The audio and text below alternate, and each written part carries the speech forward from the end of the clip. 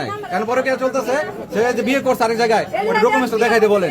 আপনার স্ত্রী যে এখান থেকে চলে আসছে, আপনি কি থানায় কোনো অভিযোগ অভিযোগ করছেন? আছে, এই ছেলের সাথে ভাইগা যাইটার আমার টাকা পয়সা নিয়ে গেছে গা, এই ছেলের কুপরামর্শে আমার সবকিছু নিয়ে গেছে গা, এই ছেলের কুপরামর্শে সে এখন জামাই দাবি করতেছে, তো জামাই দাবি করতেছে, জামাই ডকুমেন্ট দেখা।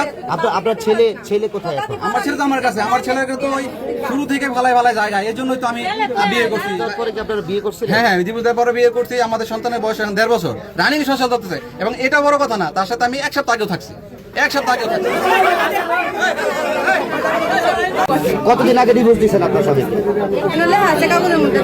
একটু কাগজটা দেখেন, ডিভোর্সের কাগজটা দেখেন। আপনি যে ডিভোর্স দিয়েছেন সেই কাগজটা দেখান। আচ্ছা, তার যদি সৎ জামাই থাকে তাহলে হাজবেন্ড আনতে বলেন না। সন্তান হলো কিভাবে হ্যাঁ, ডিভোর্স দেওয়ার পরে আপনার গর্ভ থেকে তো একটা সন্তান হচ্ছে 1.5 বছর রানিং বয়স।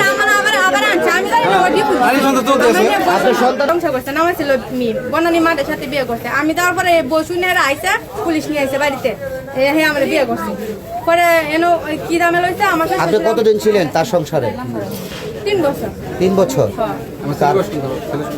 3 বছর পরে আজকে হঠাৎ কি হলো? আজকে কি হলো, হ্যাঁ আমার রাইকা ডিভোর্স দিছে। ওই যে ডিভোর্সের কাগজ আছে দেখেন, ওই যে ডিভোর্সের কাগজ। এটা কি আপনার ডিভোর্স দিছে? ছেলেরা রাইকা আমার রাইকা বিয়ে করছে, আমি জানি না। হ্যাঁ ডিভোর্স দেওয়ার পরে আমার নিয়ে সংসার করছে, আমি জানি না। এখন বিয়ে করছে, আমি জানি না। এখন ওই দিন বাড়ি বোন নিয়ে আইসে, কুরবানি দেওয়ার পরে বোন নিয়ে আইসে। আমি বলছি হেরা কে হয়তো আমি বিয়ে করছি। আমি আপনি বিয়ে করছেন, আমার কি ডিভোর্স দিচ্ছে না আমরা জানাইছে।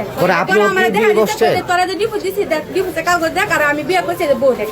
এখন যা আমি পরে হের কথা আমি আসছি, হ্যাঁ আমার একটা ছেলেরা রেখে বিয়ে করছে, তো ওগুলো আমি টাম কিনলি, আমি কি ওদিন থেকে বিয়ে করছিলাম। আপনি কত